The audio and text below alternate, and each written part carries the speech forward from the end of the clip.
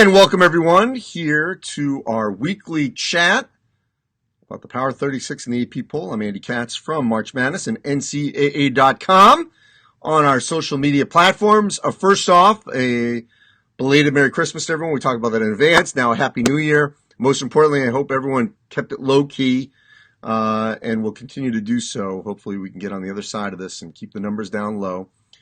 Things are starting to be positive. I want to get on my soapbox for 1 second here and reiterate, and I talk about this on the podcast that you can check out on Tuesdays, March Madness 365. We've got Dan Gavitt, the NCAA SVP, joining me, as well as Missouri's Mark Smith. My Cats ranks will be on the rank in the conferences at this juncture. I just want to say that if you don't want to coach or play, you don't have to this season. No one is going to judge you at all. We already saw at Duke. Kara Lawson and the women's basketball program decided to just opt out. And that's fine. But what I have a problem with is if you want to take it away from everyone else. Because I'm going to tell you, I have talked to countless players, and I'll say countless players, more than the coaches, players that want to play this season. I did the DePaul Providence game on Sunday. DePaul, of any program in the country, had the right to say, you know what, we're done. They had 1 14-day, 2 7-day pauses. That's 28 days of isolation or quarantine. They had every reason to say, you know what, we're done. And yet those players that I talked to said they couldn't wait to get back on the court. And they put forth a phenomenal effort Sunday night against Providence, lost in double overtime. Monday, earlier, NJIT, buzzer beater to win at Vermont. We have seen this across the country. Gonzaga, they've traveled 12,000 miles so far this season to play games. And they're having the time of their lives. Corey Kispert, Drew Timme, Jalen Suggs, that's 3 potential Player of the Year candidates. They're loving it. Talked to Mark Few on Monday. He's like, my guys are loving this season. They know it's not like any other that they'll ever experience in their lives, but they want to play. Luka Garza came back. He could average 30. I would assume the same thing. Kofi Coburn at Illinois. Northwestern is ranked. Okay, all these teams are embracing this season. And you know what? The ones that chose not to play in the Ivy, a couple in the MEAC, that's okay. You can step out, opt out. If you don't want to coach or play, no one is going to think negatively of you. You do that, and that's fine. But conversely, don't judge others that choose to play and choose to coach through this. Roger Ayers, an official I talked to who worked the game Sunday, said, look, as officials, we are having to travel differently.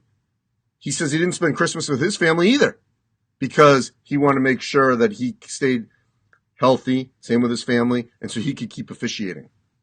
So everyone's making sacrifices. So just keep that in mind. All right. The polls. For the most part, a lot of similarities between the 36 and the AP poll. Big risers for me, and I was pleased to see the AP poll buy in as well. Northwestern at 19, Minnesota at 21.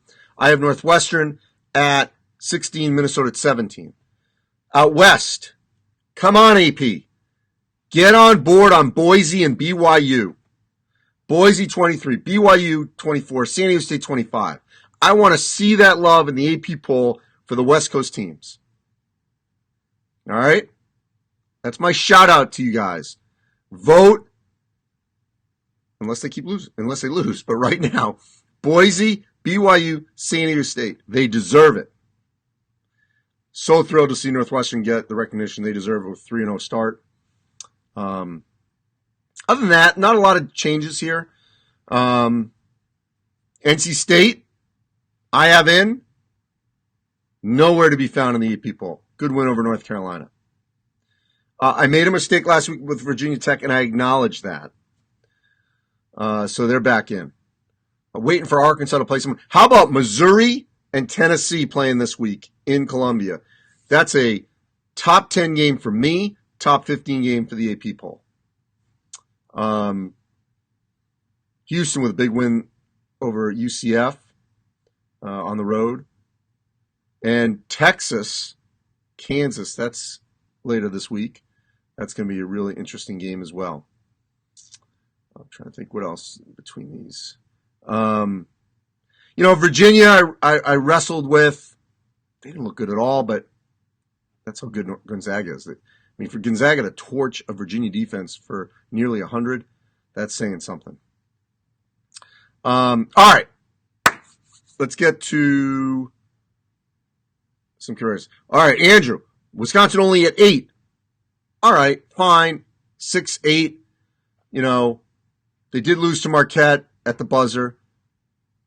So, I mean, you could debate me if you want them above Texas and Tennessee. That's fine.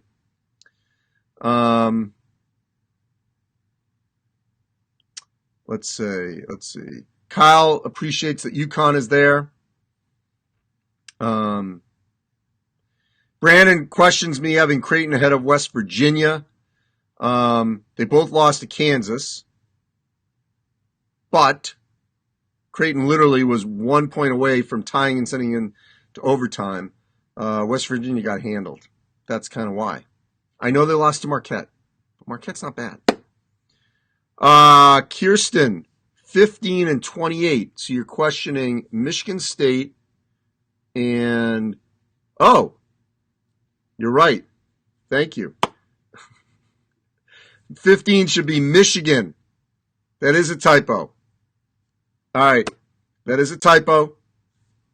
I appreciate that. We will get to that in this slate. So, yes, that is a typo. 15 should be Michigan.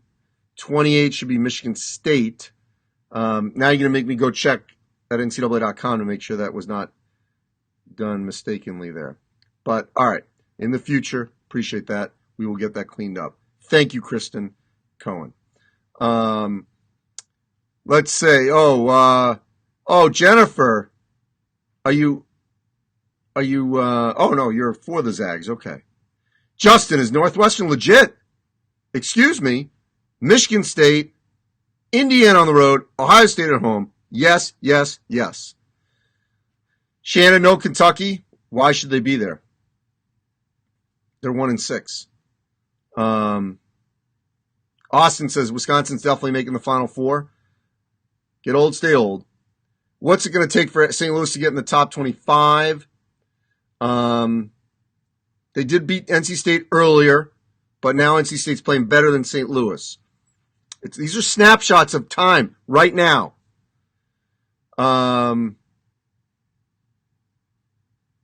Mike, is that true? Big 12 won't let Baylor reschedule the game with Gonzaga. It's not that they won't let them reschedule it, Mike.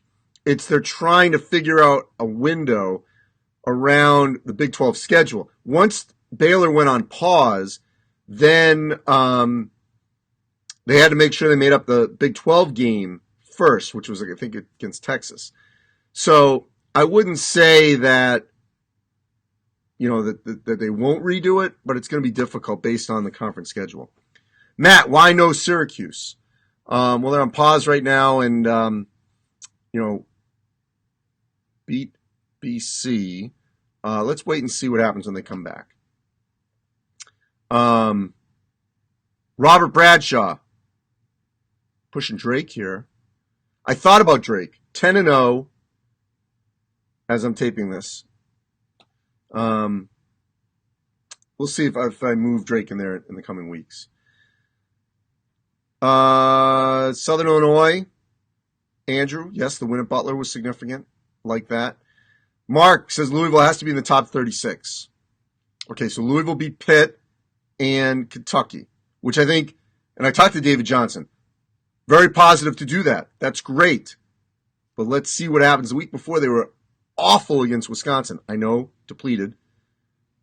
But let's pause. Kentucky's 1-6, 1-5 going to that game. Pitt got the buzzer beater to beat Northwestern, but we got to wait. Andre says, "Where's Seton Hall?" Essentially, lost to Providence at home. I'm waiting to see what Seton Hall does going forward here. I thought about them, but Sam wants to know if Iowa can come back being in the top 3. Yes, of course. It's gonna be a lot of movement. A lot of movement behind Gonzaga and Baylor. Villanova and Kansas, let me rephrase that. I think there's a lot of movement behind the top 4, maybe the top 5, because Houston may not, they may only lose 1 or 2 games max in the American. Can Kispert get AP Player of the Year over Garza? I think Luka would have to really start to struggle, but I'm going to amend this. I don't think it's not handed to him right now. He's going to have competition. You got 3 guys on Gonzaga right off the bat. Timmy, Kispert, and Suggs. And, there's no question that you've got a situation where Iowa Sumo. What if Iowa finishes way down in the Big Ten? I don't know. I'm still saying that it's his to lose, but there's going to be more competition, I think, we originally thought. Purdue is moving up. Harvey, Texas Tech, at 13. I think it's way too high, Harvey. They haven't beaten anyone. I like Texas Tech, but results matter. You got to beat somebody. They haven't done that yet. So we got to wait on that. Yes, Christopher. Michigan State twice. It should be Michigan State. All right. Thanks, Cam. Ken! Nice holiday greeting from Ken. I can't say that on here, I don't think. But rude. Ken Long with the rude comment. So we don't want to hear from Ken Long anymore. Let's see here. Virginia Tech will win the ACC. That'd be a shocker. Mike Calvert, I'll let you go with the last question in here about first responders. Talks are for the Super Bowl to let vaccinated first responders attend the game. What are your thoughts on fans attending the NCAA championship game possibly? I will say this, that the world could change in a day, let alone a couple months from now. I hope we're at a point where we can have fans in Indianapolis on the first weekend in April. I know there are fans at Colts games, so I hope we're in a much better place where we can have more fans. Obviously, a lot more people vaccinated by then. So, fingers crossed. John Dean, I'm going to let you have the last word. Let's go, Coach Hugs, for the Hall of Fame. Hugs deserves it. He should get in. I hope it happens.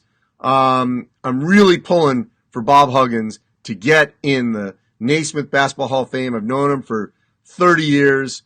It's so deserving for him to get in, and I hope it happens. All right. Appreciate everyone. Safe. Happy New Year. Keep it low key. Low key. Let's get on the other side of this. No reason to raise the numbers here. All right. Be safe, everyone. We'll talk again next week in the new year, 2021, which we know will be better than 2020. Stay safe, everyone.